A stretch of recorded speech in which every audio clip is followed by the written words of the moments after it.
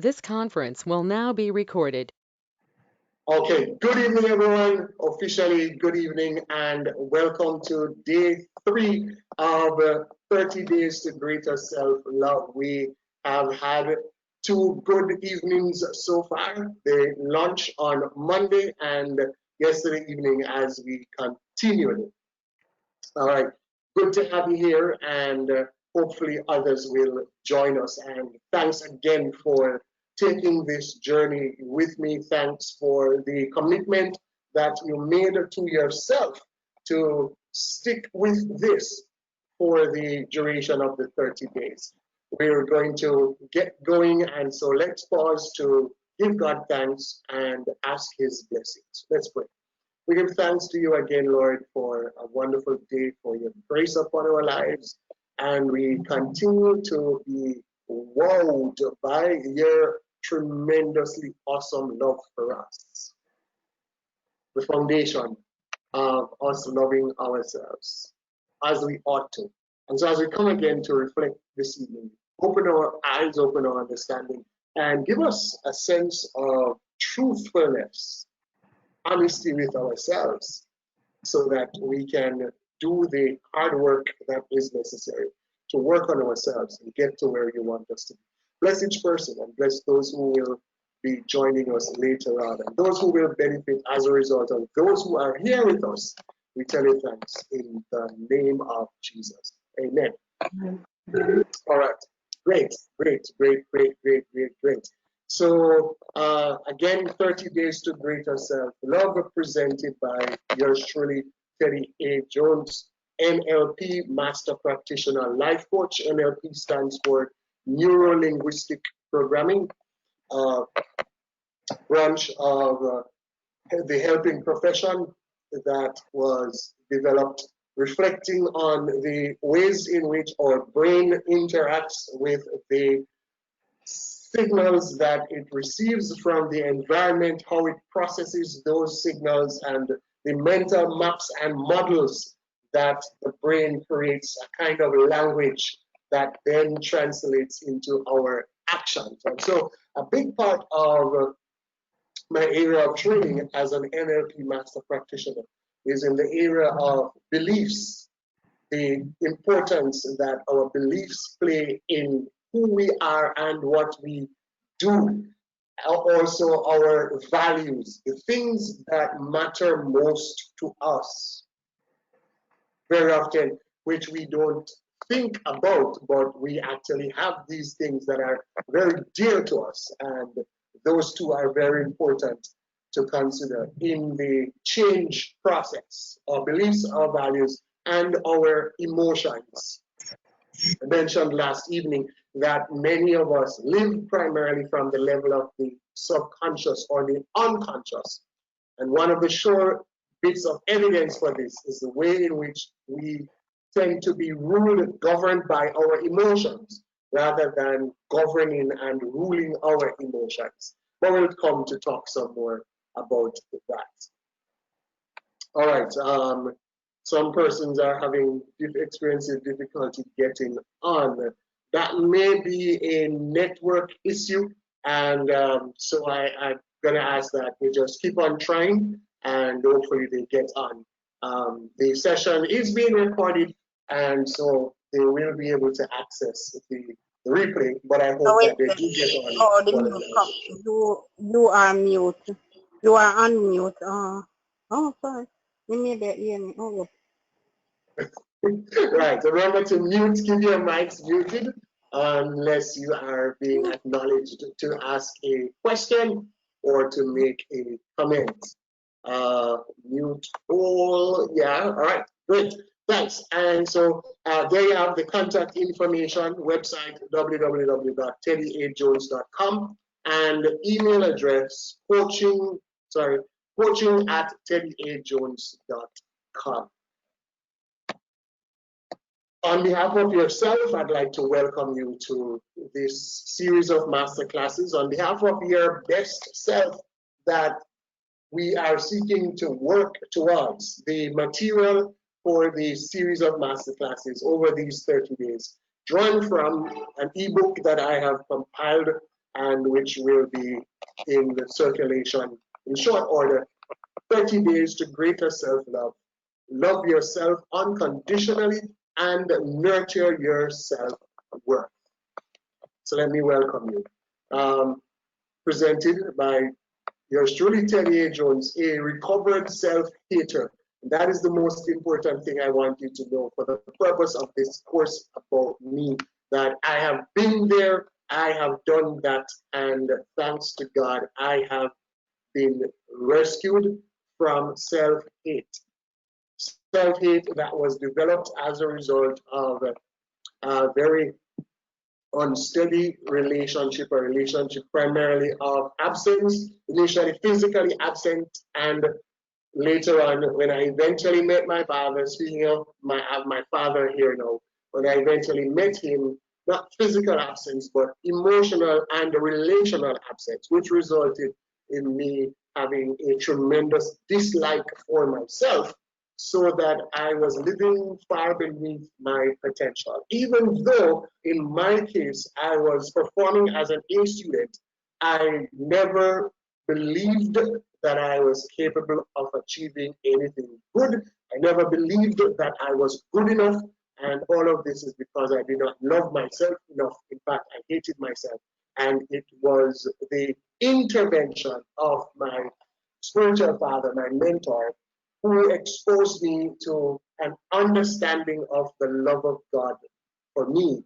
And that brought the breakthrough, which allowed me to tap into the tremendous potential that God had placed in me and connect with my calling, my destiny, and my purpose. And that's why I am so passionate about this topic and theme that we are focusing on. A certified life coach, author, and public theologian, what I consider to be a divine conspiracy of training, how all of those things have fitted together into me, allowing me to accomplish and express God's purpose for my life, my reason for being, purpose for being alive, which I have crystallized into a brand, a logo, a personal brand, BDWVNI, building dreams, watering visions, and nurturing ideas. So that's a little bit about me. Last evening, to recap a little bit, we picked up where we left off from day one towards the end, where we asked the question, began to ask the question of the process of assessing the methods, the framework, the models, the yardsticks that we typically use to determine our self-worth. We asked the critical question, are you using the right criteria to measure your self-worth? And we started by exploring, taking a critical assessment at a spiritual level of a faulty way that people view God's love, based on using Romans 8:35, which categorically states that God's love is unchanging, that nothing can separate us from God's love.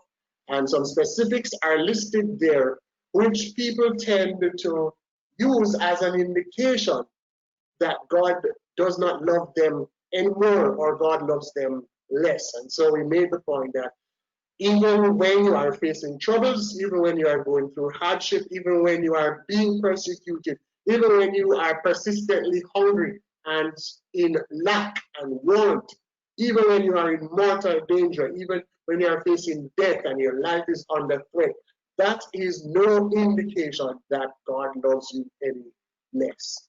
So we started there to debunk and dismantle that faulty theological, spiritual, religious model of understanding God's love. Then we started to take a critical assessment of the societal models that are offered for us to measure and determine our self-love. Want to go quickly to that. We indicated that most of us have never really stopped to think through and assess our own models that we use to determine our self-love. And so we had we gave an assignment for today that each of us take some time with ourselves to ask ourselves, what have I been using to determine my self-love? And we explored a little bit a way of helping us to do that, to create some distance from ourselves, that we asked us to consider. If we have a child, whether we would want our child to love themselves more or less if, for example, they were wealthy or poor, or if the child was more or less attractive than the average person. Would you be okay with your child loving himself or herself any less or more on the basis of those circumstances? And most of us agreed that we would not want our child to love themselves on the basis of this. And if therefore we would not want our child to assess himself or herself in that way, the question is, it begs the question, why then should we accept those things as a proper way of determining our self-love? And so I hope that you did find and, not find, make the time over these 30 days. I want you not to find the time for the activities, but to make time for the activities and exercises. And we're going to be getting really down into the exercises in another day or two. So make time for the exercises, not find the time, an important difference. All right, and then we moved on to take a look. We looked at the first two of the things that society throws at us for us to use to measure our self-worth, and we're saying here are some things that probably shouldn't determine your degree of self-worth.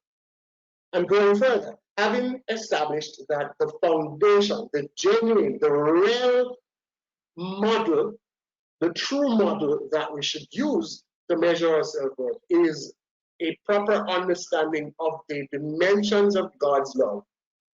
I'll go on to say that these 6 that we will mention are models that we should not use to determine our self-worth. The first one we looked at was education.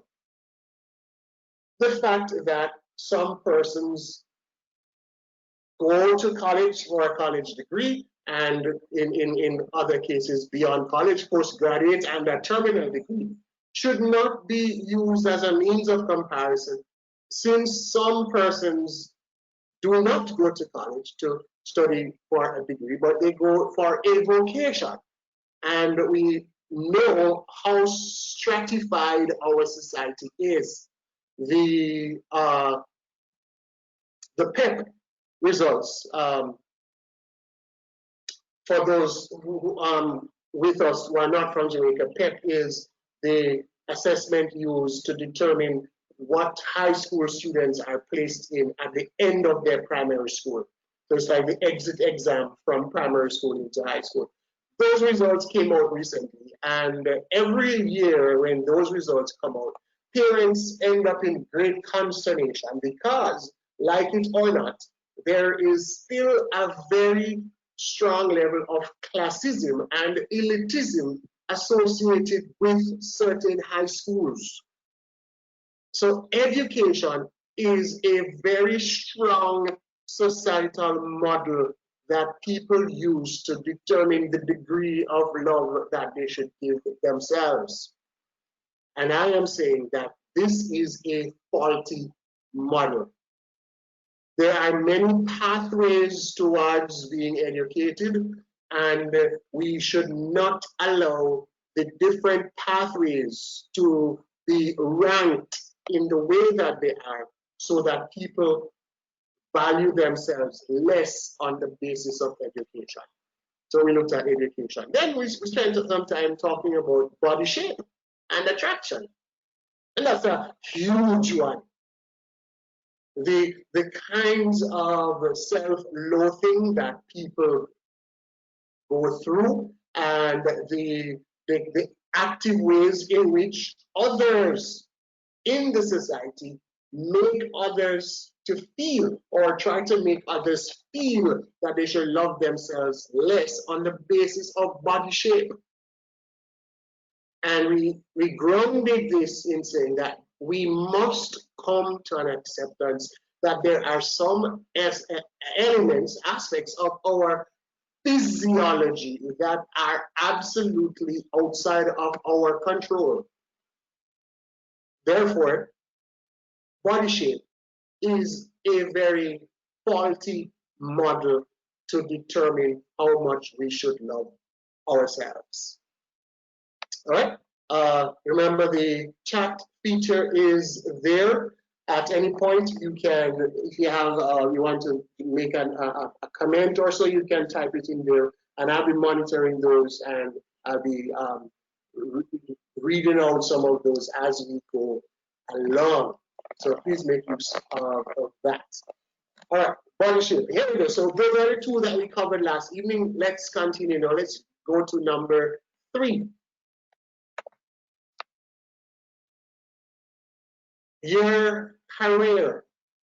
Kind of similar, obviously, to education, but here, this is not now the kind of education that you pursue, or whether you have a certain degree, level of education or not, but also specifically now your career, a faulty model.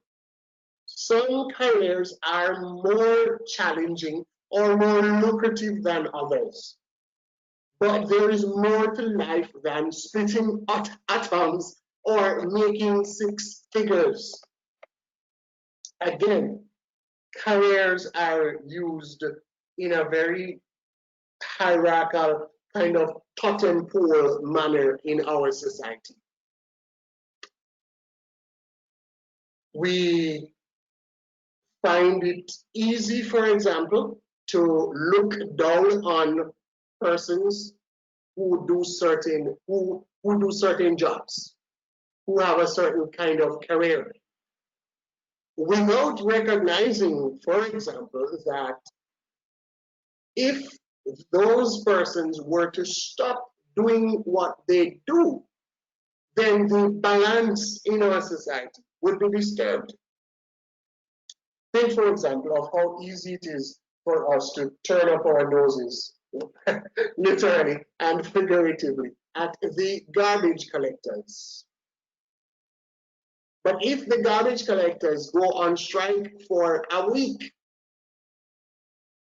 think about what is going to happen. I remember in Kingston, in the days and weeks immediately following the passage of Hurricane Ivan, in some communities, garbage was left uncollected for weeks. And it was not a pretty sight at all. The smell, the rats, and just the general sense of decay and unhygieneness. That's not a way. Lack of hygiene, poor hygiene, improper hygiene. And it's like I could just see disease just by looking at it. Who made it okay to look down on that career, for example? Who made it okay to look down on the career of the carpenter? If there are no carpenters, where are we going to get chairs and tables to use? And so we have to come to a place where we strip these careers of the hierarchical value that has been placed on them. And certainly, we need to come to a place where we disabuse ourselves of the notion that a career is a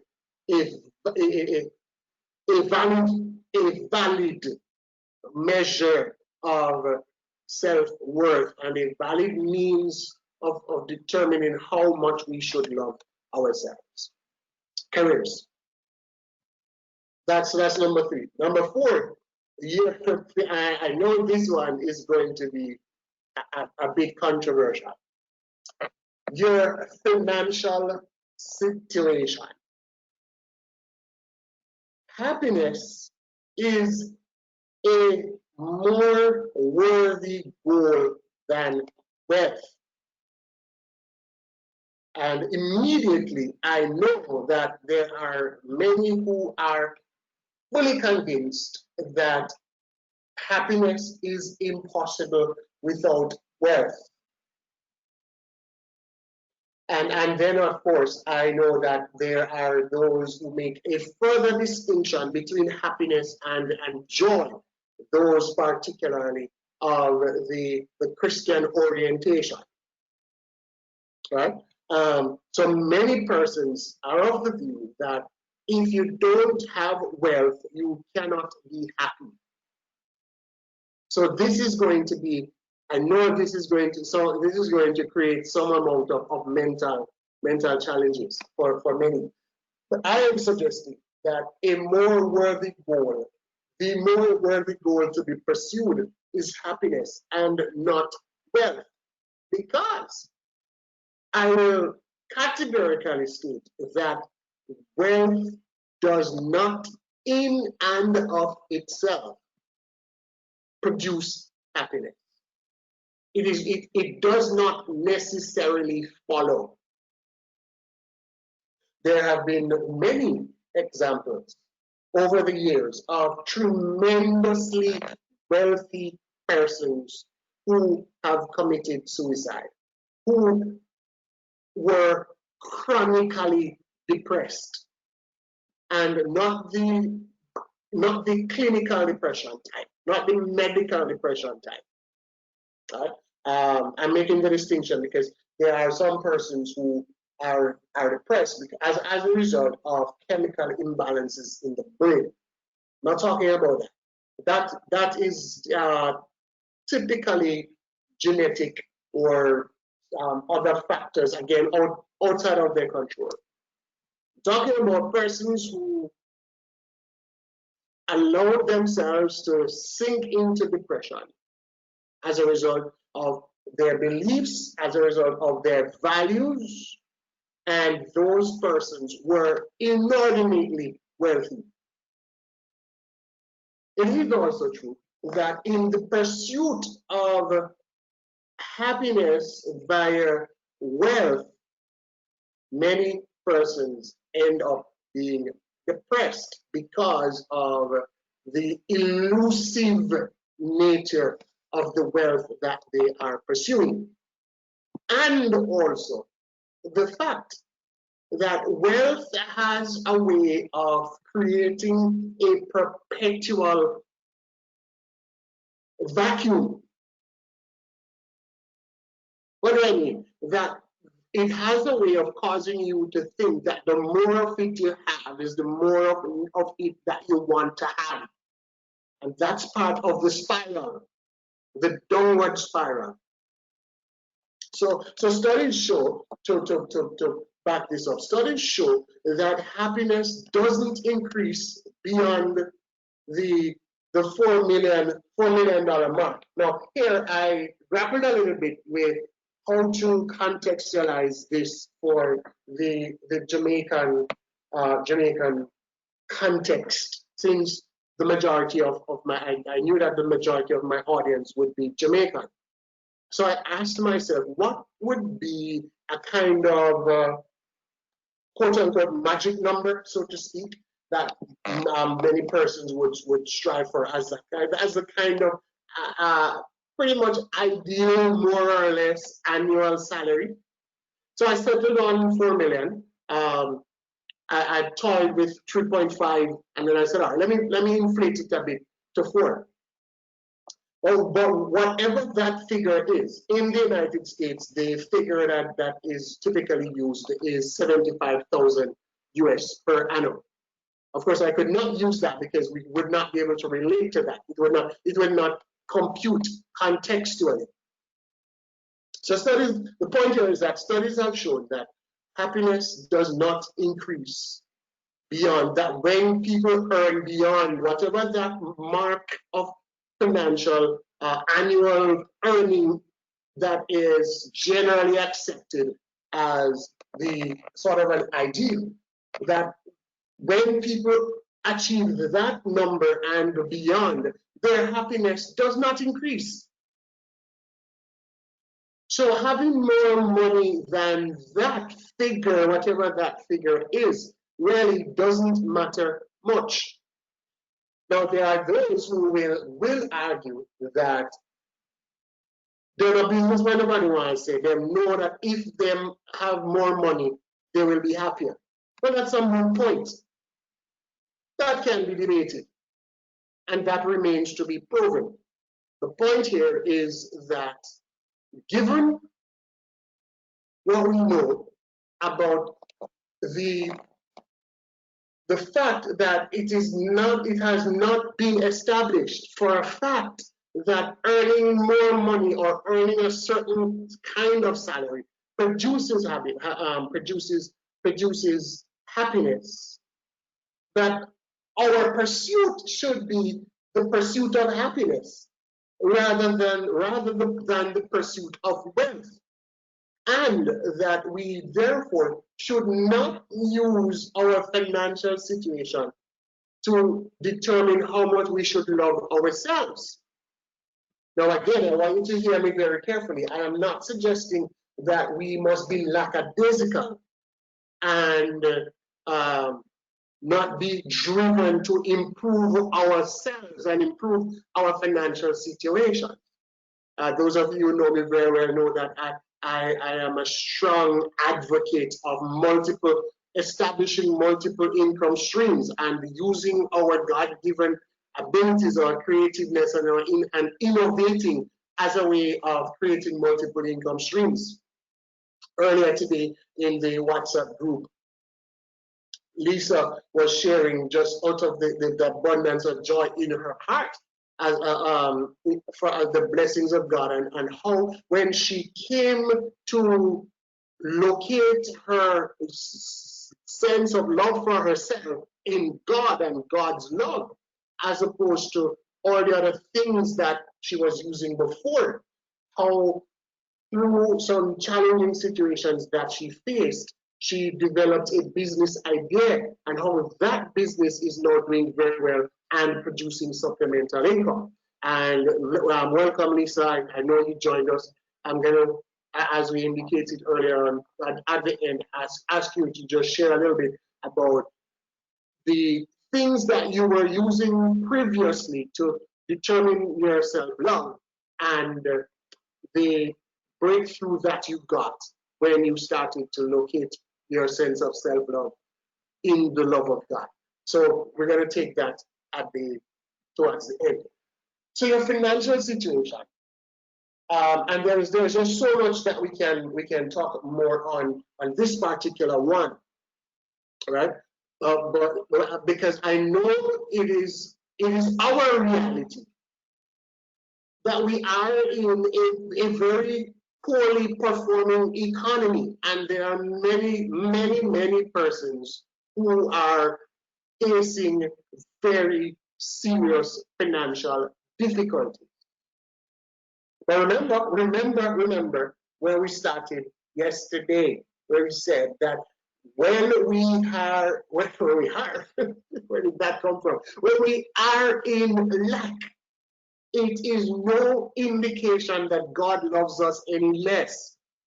Therefore, we must remind ourselves that I am loved by God. I am the object of God's love. My current financial situation, God is aware of it. And because God loves me and God is my Father, and there are all these precious promises, how can I tap into the tremendous resources of God to begin to transform that financial situation? A significant part of the problem is that we are not taught financial literacy in school. We are not. And the society in general, we are just not taught financial literacy. Therefore, there is a way out, and there can be ways out. once we begin to seek God and look for the solutions. All right. So our sense of love for ourselves must not be tied up in our financial situation. Right. So if you are making less than that ideal figure, remember I said 4 million, it might be worth your while to reach that level. You know, you may really want to reach that level. However, your income says nothing about how much you should love yourself. There have been many spectacular people that never made a lot of money. What am I saying here? You being your best self should not be tied to how much money you make. You can move to legacy state. You can move to legend state without becoming a six-figure earner. Many of the people who made significant impact on our world, in fact, died with very little money. Now, again, I'm not saying that we should not strive for more. Not at all.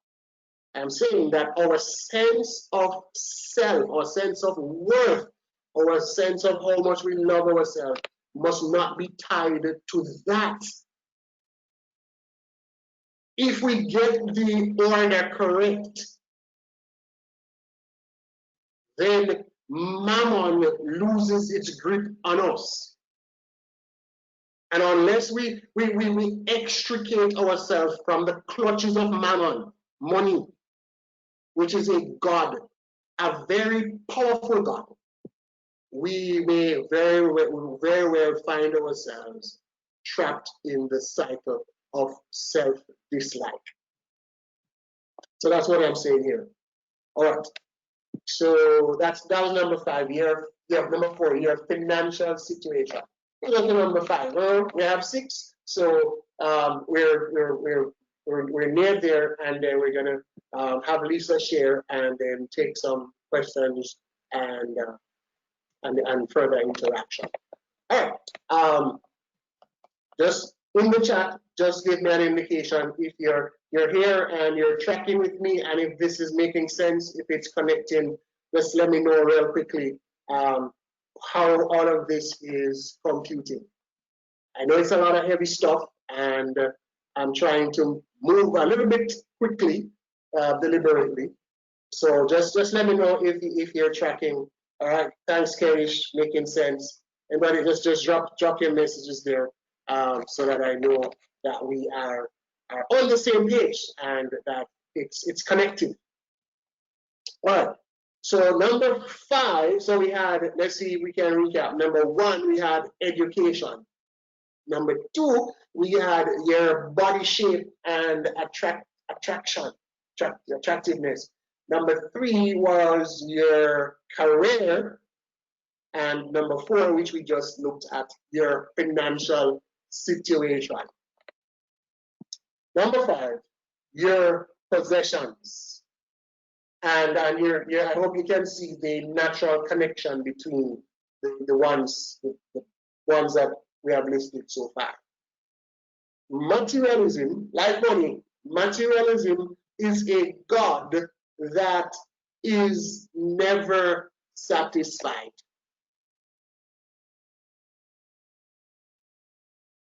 A god that is never satisfied. We're obsessed with having more. Interestingly, people from relatively poor countries often rate themselves as happier than the people in North America. All right, thanks, making sense. So I'm saying 2 things. First, I'm saying, I'm making a point that materialism is a god that is never satisfied. And as human beings, we have an obsession with having more. From childhood days, it's like we are wired that way, having more. And Yes, thank you, Holy Spirit. I had meant to mention this in the very first session and it slipped me. And the Holy Spirit just reminded me of it. Having more, I want to show you how this started from the very beginning, from Genesis chapter 3, the account of the fall of human beings. How in the temptation, the devil used this very thing to entrap Eve and Adam. That desire for more. What he did was to create in them a thought that they deserved more and that they were not getting all that they deserved. That in effect, God was holding out on them. When he said to Eve, God knows that in the moment that you eat of that fruit, that your eyes will be open and you will be like God. You see, the trap was that they forgot that they were already like God, which is why I started where I started, with indicating to us that we are made in the image and likeness of God. They were already like God. The devil suggested to them that God was keeping something back from them. God don't want you to be like him. And that desire for more is what did it. That's what did the trick. And so they wanted to experience that more. And ever since, every kind of evil, every kind of wickedness has always been linked to the human desire for more, especially material things. It's what John in his epistle describes as the lust of the eye. That which we see. So that is why there is covetousness. That is why there is something called envy. That is why there is something called red eye. That is why there is something called bad mind. That desire in us. And so we have what we have, and something about us, something in us tells us that unless I have that other thing, I am not complete. And so that is why people use that as a measure of their self-love. Well, I don't have a car. Well, I don't have a house. Well, I don't have a college degree. Well, I don't have a piece of land. Well, I don't have a husband. Well, I don't have a wife. Well, I don't have a man. Well, I don't have a woman. I don't have a child. And the list goes on and on and on. All right. Little is much when God is in it. If we learn to be satisfied with what we got, then we will be less miserable and be more happier and healthier. Absolutely. A huge part of why people live miserable lives and are not at peace with themselves is this very thing. And so one of the values that we need to adopt is the value of contentment.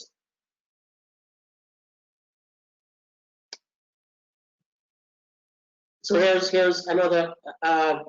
Lisa says, it is not an altogether bad thing to want more, of course, but when we become greedy, then there is where the problem lies. We must try to be at content in all things. See, I didn't even read that yet, and I just talked about contentment in all things, so that we can be better individuals, spiritual, physically and spiritually.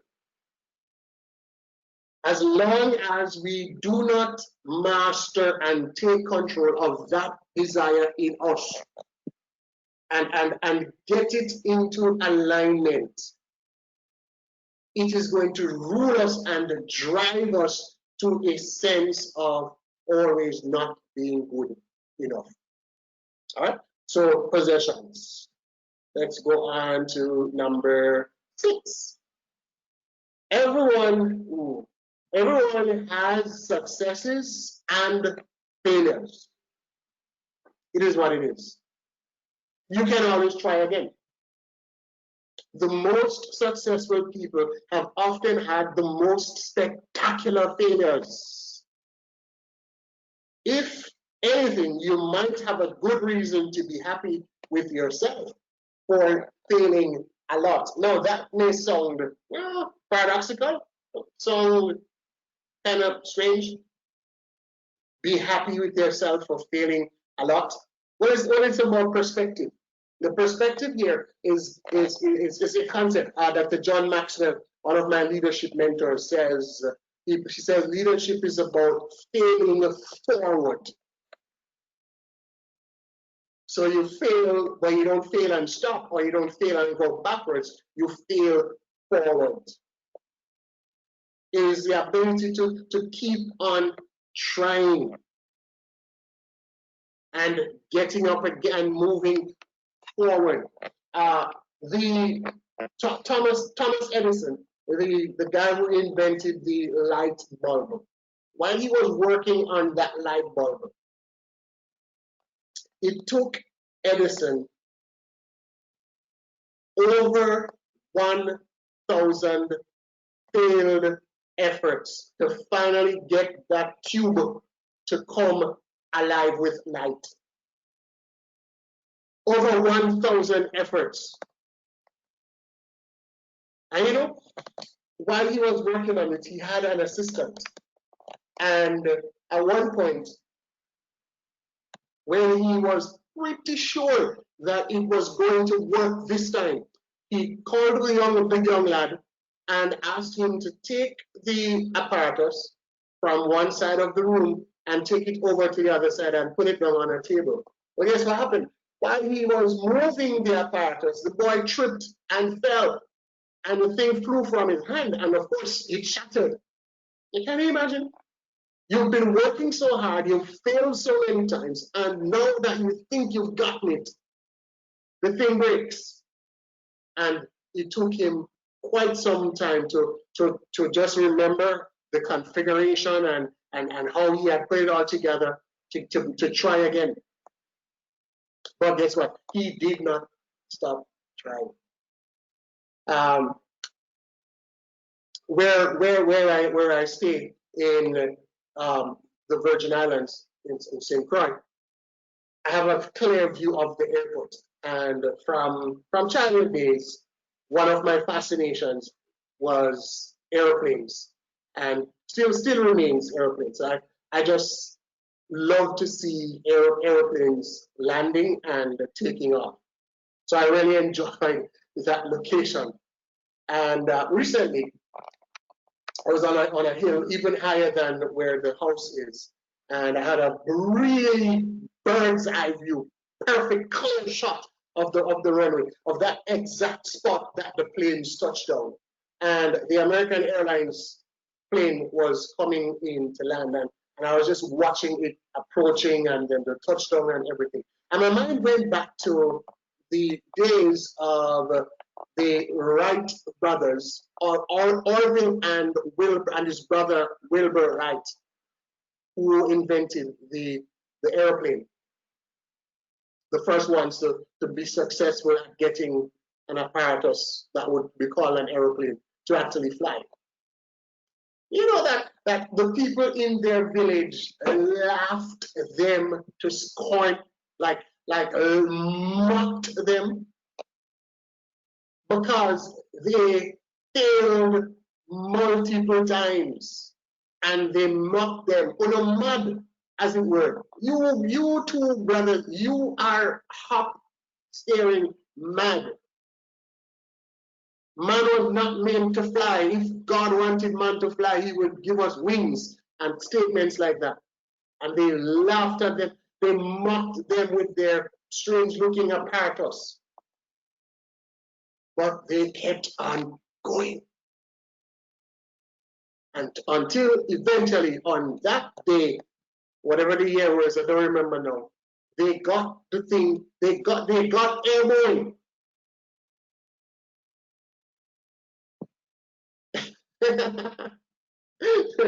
They got airborne. And look at what man has been able to do since then. Spacecrafts take off, defy gravity, pass through the stratosphere, and go past the moon and land on the International Space Station. All because they did not allow failure to stop them.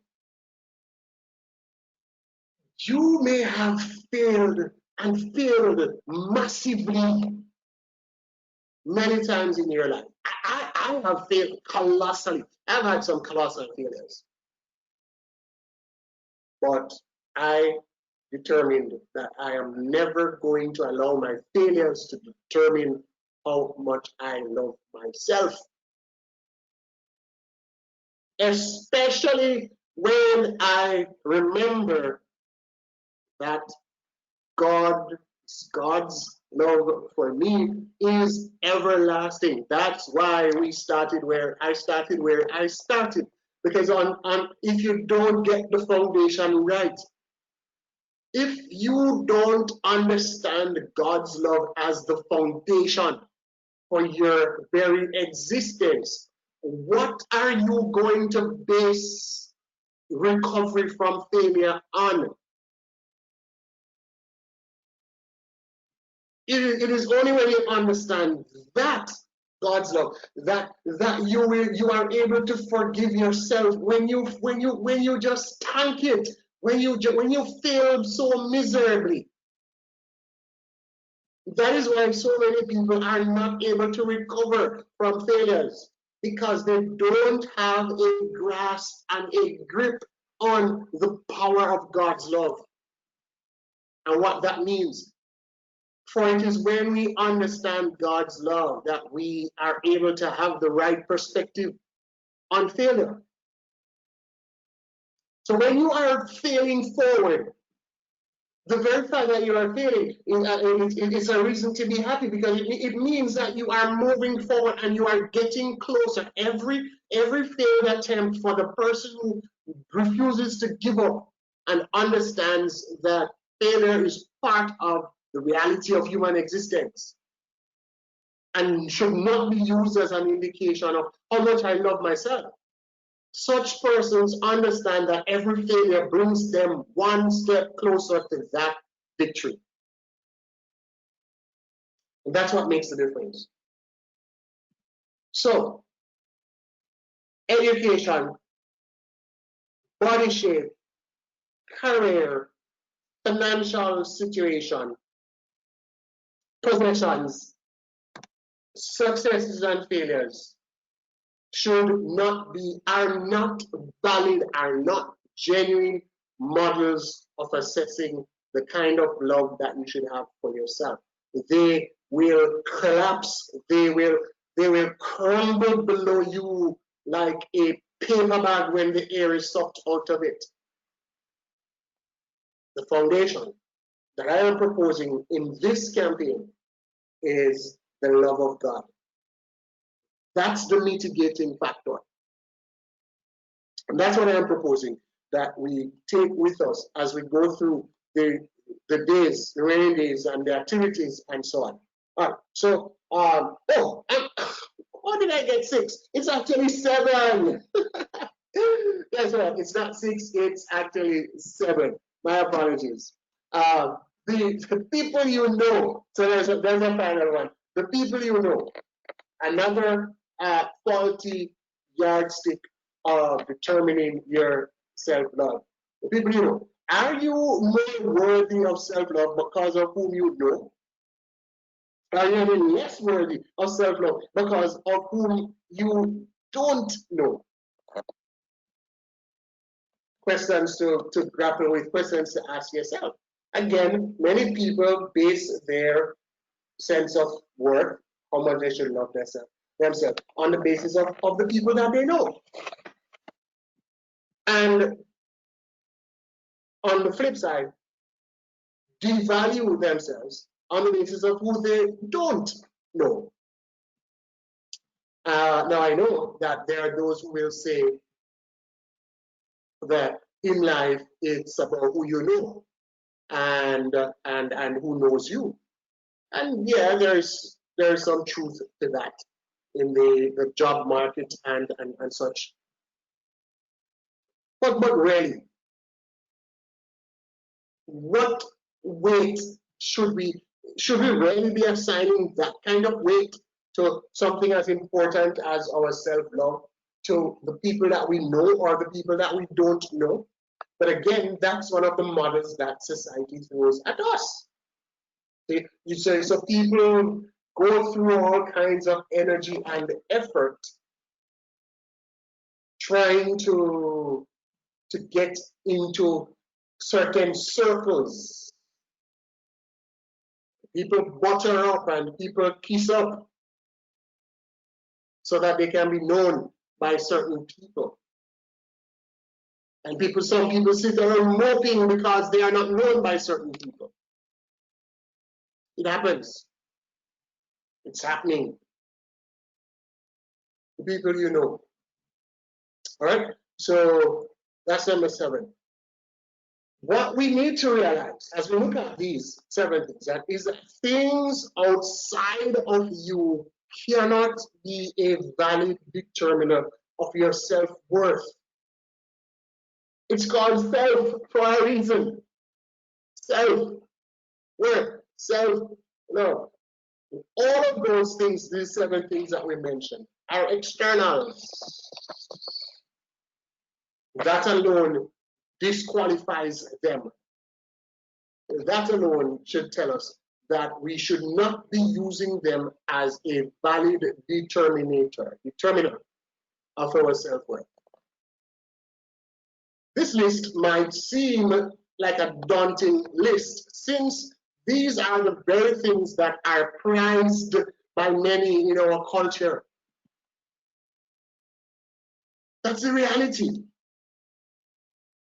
Money, education, career, possessions, who you know, your shape, prized by our people. Those are the things that are valued. But if those are your values, you are likely to find yourself in a warp, on a hamster wheel, because it means that your values, the things that are at the core of your being, are all things that are transient, are all things that are external. It means that you have given the power over yourself to outsiders, to society, rather than from the inside. It means that you are living from the outside in rather than the inside out. So, however, if you want to love yourself, it is important to use valid criteria. And I deliberately flipped it by starting with the valid. If you remember what we said on day 1, start with the valid criteria, the love of God, before we even critically examine the invalid criteria. Start with the valid. The keys to loving yourself are to know yourself. Write this down. To know yourself. Because the activities that we will be doing over the remaining days will be geared around, specifically around these 2 things. Know yourself and to be on a path to become a person that you respect. You might say, but coach, I respect myself. Really? We're going to see. You're already amazing. Realizing that is half the battle. What do I mean by you're already? You are absolutely already amazing because God made you amazing. And realizing this fact that you are already amazing, half the battle is already won if you begin from that platform. That's why we started here. The other half, the first half, is realizing that you are already amazing. Know yourself and be on a path. Intentionality, consciousness. Be on a path towards becoming a person that you respect. So the other part is to see regular improvements in yourself. I said intentionality, I said deliberateness, I didn't say deliberateness, intentionality, deliberateness, consciousness was the other thing that I had said. As humans, we are happiest when we are making progress. You get to determine what that progress is moving towards. You get to determine that. And that's the distinctiveness of coaching. It is you, the individual, who must determine where the destination of ultimate success is, what that looks like. And the coach is there to help you to get to that destination. You'll be more pleased with yourself if you start working on those things that you think are important. I remember we've already clarified, or at least sought to clarify, what is really important by asking us to reassess the value that we place on these 7 things. They're not important in and of themselves, but it is to place them in their right place and remove them from being the center of the other driving force of what determines who we are as an individual. All right? So our society thinks that certain things are important. However, your self-worth is independent of where you live. Why would you like this? Why would you like yourself more or less if you lived in Ukraine, Hawaii, or Australia? You're still the same person. Society can't give you permission to love yourself or take it away from you. Only you can do that. Now again, there are persons who are actively trying to make people feel less of themselves on the basis of where they are born. Remember, I told you that God, part of the God who loves us, the design, is that He determined the time and the place of our birth. So be proud of where you are, be proud of where you live, and don't let that determine your sense of worth. If where you live is a place that is far from ideal, use that as the gasoline that propels you to greatness, rather than imbibing and soaking in all the negatives of where you are. Remember, Eleanor Roosevelt, and that's the last slide. Remember always, Eleanor Roosevelt says, remember always that you not only have the right to be an individual, you have an obligation to be one, an individual, you, a unique person, not one who is dictated to by society, not one whose sense of self is dictated to by some dancehall artist, by some movie star, by Hollywood, by some politician, by some church leader. It is you, and ultimately you, as you understand who you are as an individual made by God and what that path must look like for you, that unique path. So that's it. This is it for the assessment of the 7 most common models that society throws at us that we typically use to determine how much we love ourselves. All right, so there you have them, the 7. Quick recap: 1, your education; 2, your body shape; 3, your career. 4, your financial situation. 5, your possessions. 6, your, I keep forgetting one of them, your successes and failures. And 7, the people that you know. All right. So I am going to ask Lisa if you would open your mic now, and I'm going to give you 2 minutes to tell us. Just specifically start with where you were in terms of what were the things that you used. You at one point, I think prior to 2010, that indicated to determine your self-worth, your sense of self-love, and then tell us quickly also how the love of God, how you shifting from those things to using the power of God, the love of God, to determine yourself, how that made the difference for you. Okay, thank you, Rev, for having me tonight. Good night, everyone. First, I must say that I'm not used to this, yes, and I've never shared like this before. Um, Telling anyone about my past like this. I have always does it on an individual basis, but um, since that Rev want me to, then and with the confirmation of the Holy Spirit, because there are others that is presently on this page that will love to hear and also want to make a difference. Yes, so prior to 2010, I was wearing a mask. Yes, um, it wasn't the real me, right?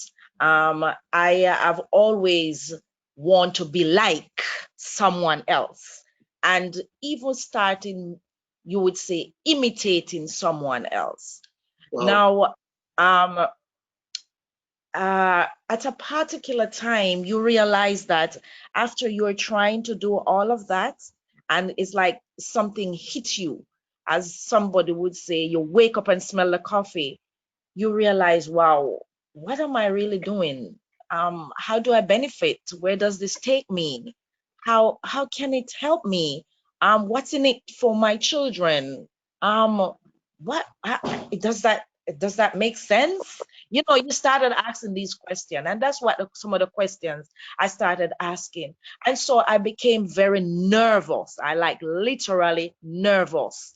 And I'm saying to myself, no, this is really sin, because the Lord Himself gave, we were all born with an empty brain, yes, and we make the choice of what we want to put in our brain, and make the choice of how we want to live, yes. So why do I choose to be like someone else when it is not, never ever will be possible, other than trying to make a little baby step to develop me and to make me into what God really ordained me to be? Why not? You know? And so the first thing I do is get into prayer, right? Mhm. Because I realized I started becoming frustrated. I almost reached self-hate, almost. I realized I have been miserable, yes, Mhm. and I also felt like I'm a failure, right? Because obviously those that I'm trying to emulate, they have a particular impact, but it's just that I took it on the negative side. So I'm saying to myself, I'm not impactful, I'm not impacting anyone. So Right. I need to, yes, and I need to do something. So I started with prayer, and I started pouring out to the Lord. And I'm saying, God, you need to show me who I am and what you have created for me to be. I want to see my purpose. I want to live and walk in my purpose and in my destiny. So you need to show me me. I need to know me. I don't Mhm. want to like X and Y anymore. It's not working out. And please forgive me for doing that. Yes. So after all that prior, man, first you mentioned education. I mean, this thing is so real that you have been doing this is something that God wants you to do, Pastor, by the way. So you mentioned about education, right? So I started thinking about where I'm at, educational wise. Mhm. I am down there, yes. So the first thing that I need to do is to top it up. Yes, I mean, I might not can't be going to university just now, but there are other things, other educational choices that I can make to top me up. Yes, and so I started searching, and I said, Lord, you need to direct me into the path where I need to be, where you want me to be, where you have ordained me to be.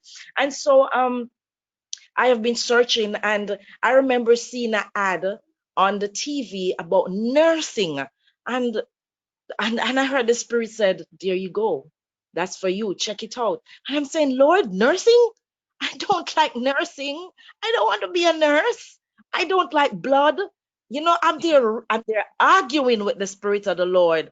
I don't like blood.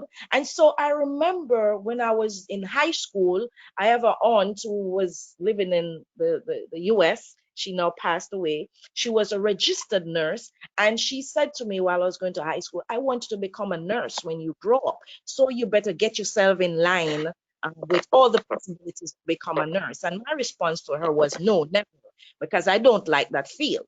And she said, okay, I'll leave you until a later time when you will wake up and know what I'm talking about. Now, I remember all of that immediately after that nursing thing came to me. And I said, okay, then, Lord, with you all things are possible, and if this is where you want me to go, then I'm going to make the start. But then I started saying, God, but nursing is full time, so how can I go to nursing school? I have two kids. I'm with them alone. I'm providing for them morally, physically, spiritually, financially. I'm the only one there. So how this gonna work? You know? And I could hear in my spirit, trust me.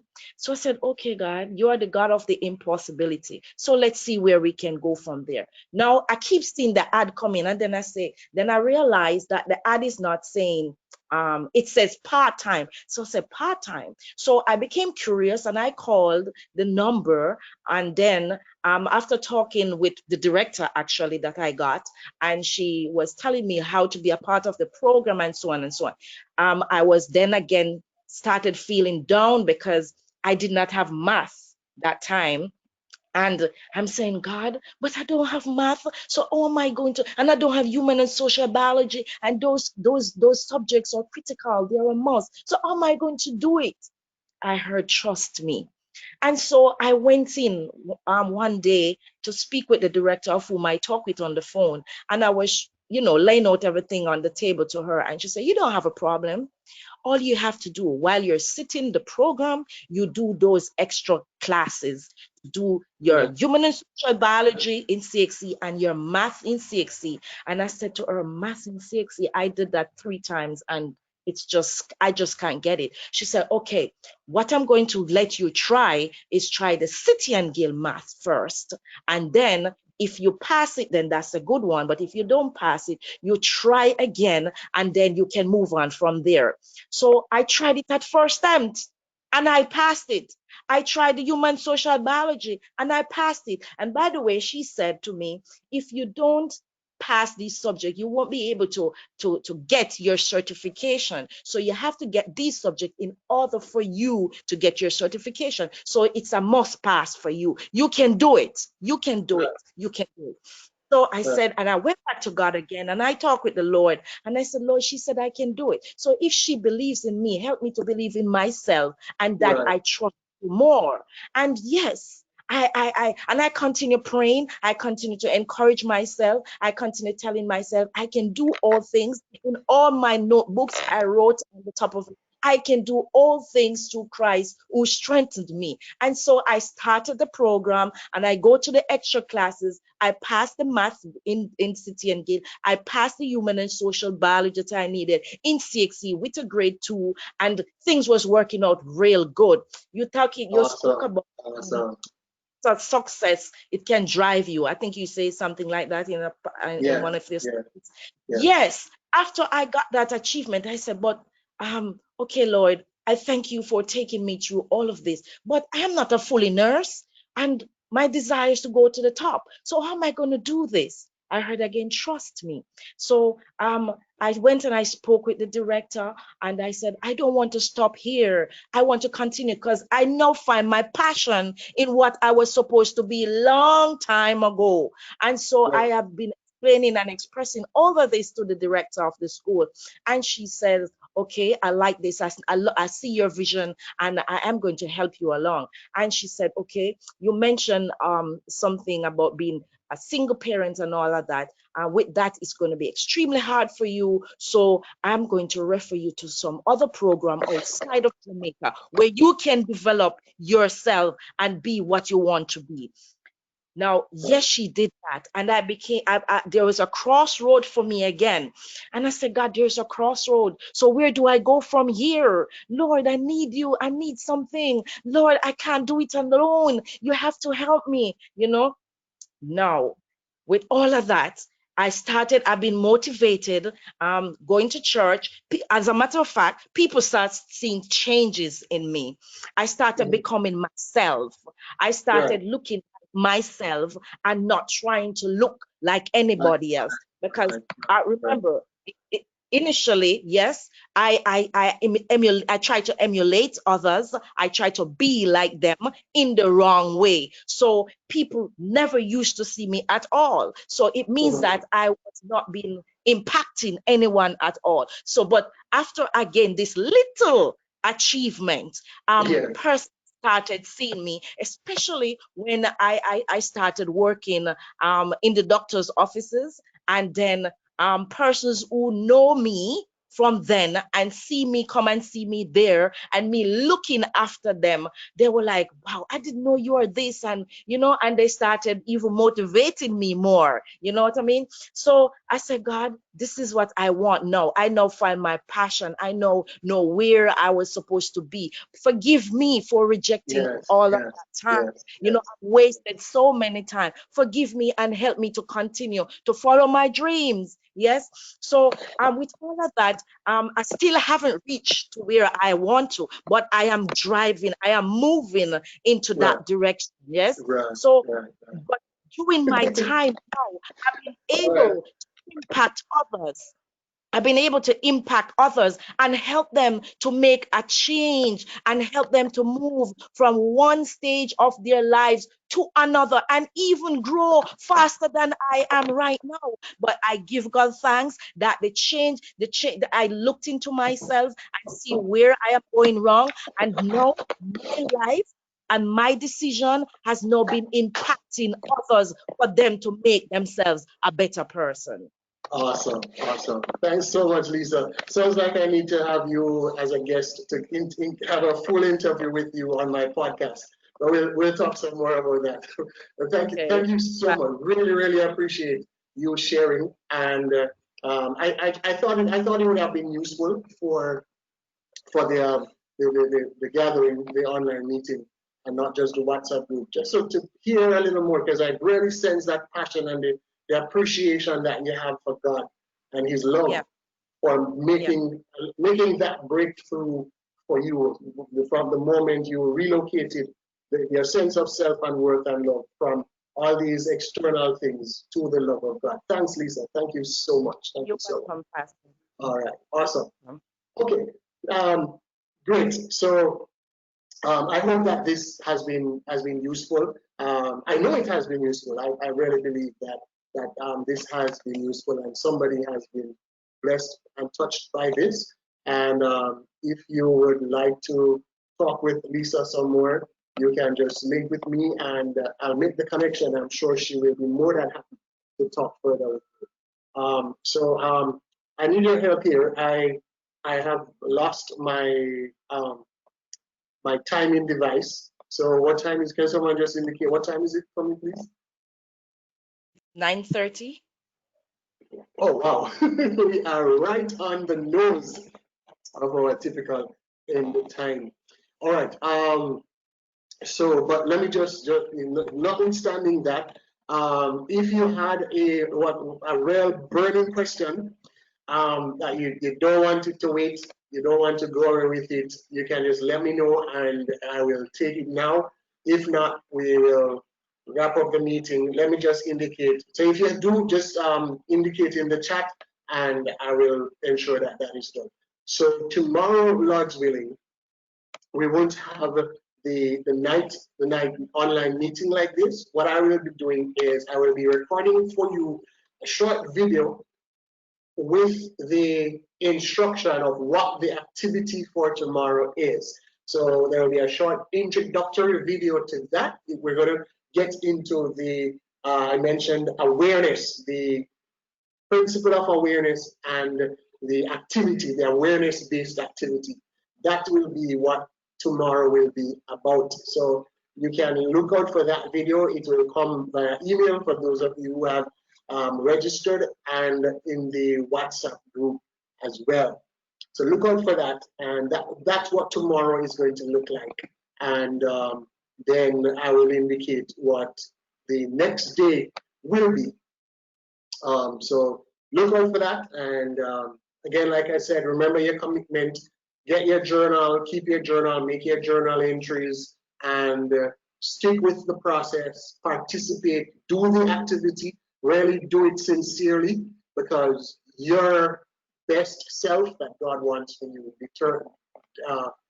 is counting on you to give this year their shot. All right. So anyone with a very burning question that you have based on what we shared tonight, please, this is your last opportunity to do so. And we will, or you may prefer to send the email. It's coaching@teddyajones.com, or you go on the website and you'll see contact Teddy. You'll send a message there as well, or you can send via WhatsApp. 876-826-1500 is the number for WhatsApp, or if you want to call, you can also place a call directly to that number. I've placed it in the chat, and so you have that. Again, you will receive the presentation slides as well as the replay, and the tomorrow, Lord's willing, the video with the activity for tomorrow on the principle of awareness. Thank you so much. It has been another wonderful evening sharing with you, hanging out with you as we take this journey together, moving from mediocrity to legacy. Lord bless you tremendously and keep you as you spend the night, get some rest, and we look forward to tomorrow. Take good care. God bless. God bless you, Pastor.